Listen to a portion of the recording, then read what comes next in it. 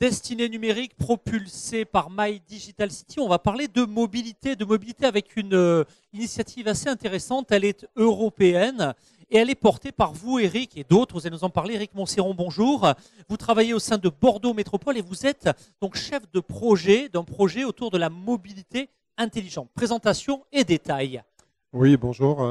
Effectivement, donc on a présenté ce matin avec une partie des partenaires, parce que c'est un projet qui est multi-partenarial, qui réunit à la fois donc, plusieurs collectivités publiques, des partenaires privés qui développent des solutions, et puis des organismes de recherche-développement qui expérimentent et qui évaluent ces solutions.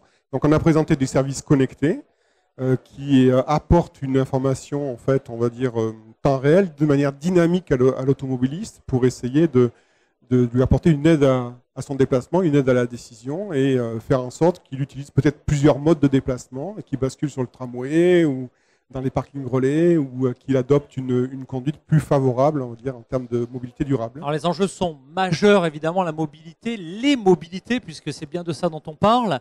Alors, on a peu de temps, mais 20 secondes, 30 secondes pour nous donner quelques exemples sur... voilà, on se projette un petit peu, tous ces projets aboutissent. Décrivez-nous cette mobilité telle que vous la percevez et ce qu'elle va nous amener à très bref délai. Ce qu'on peut dire, c'est que ces services connectés, donc sur smartphone, donc en particulier des solutions Android, permettent d'adresser au bon moment et au bon lieu à l'automobiliste la bonne information. C'est un peu ça l'idée. Donc du coup, on lui donne des informations sur les carrefours à feu, sur les changements en fait de phase de feu. Donc du coup, il peut anticiper d'une certaine manière son mode de conduite, en sachant si le feu va passer au rouge ou au vert. Donc l'intérêt, c'est qu'on adopte une conduite un peu plus souple, on va dire. Donc du coup, on peut avoir des effets qui peuvent, à terme, avec un taux de pénétration assez important en termes de véhicules connectés, donc des effets en termes de mobilité durable, moins d'émissions, moins de pollution. On n'y est pas encore, mais c'est le début du chemin. On a des services qui peuvent favoriser la connaissance des autres modes de déplacement, faire en sorte que l'automobiliste prenne un peu un peu plus le tram en fonction de la situation qu'il va rencontrer dans tel ou tel parking relais. Donc voilà un petit peu les solutions qu'on expérimente. En termes de sécurité également, sécurité routière. Donc on attire son attention et sa prudence aux abords des écoles ou dans différentes situations. Voilà pour, dans les grandes lignes, présenter l'apport de ces services connectés. C'est très clair. Alors maintenant, dernière question, le calendrier, l'agenda, les projets opérationnels. Si on veut peut-être déjà, on est un acteur de la mobilité, on a des bonnes pratiques, on a des technologies, on veut finalement profiter de cette dynamique.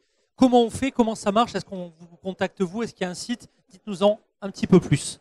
L'intérêt de fonctionner au sein d'un consortium public-privé, c'est que on a mis en place en fait un site internet effectivement qui porte à peu près le même nom que le projet, qui n'est pas très facile. On va le rappeler. Allons-y. Alors notez bien attentivement le site. Donc le site s'appelle C-The Difference, parce que c'est un site de difference. The difference. Yes. OK. Point quoi .com. OK. .fr aussi, ça fonctionne. Parfait. Et donc l'application est également téléchargeable sur Google Play, c'est une application Android. Donc tout un chacun peut l'utiliser d'ores et déjà. Ah bah écoutez, merci. Le site, on l'a. Revenez quand vous voulez à la tribune de Destinée numérique propulsée par My Digital City. Merci. Merci Eric Montserron.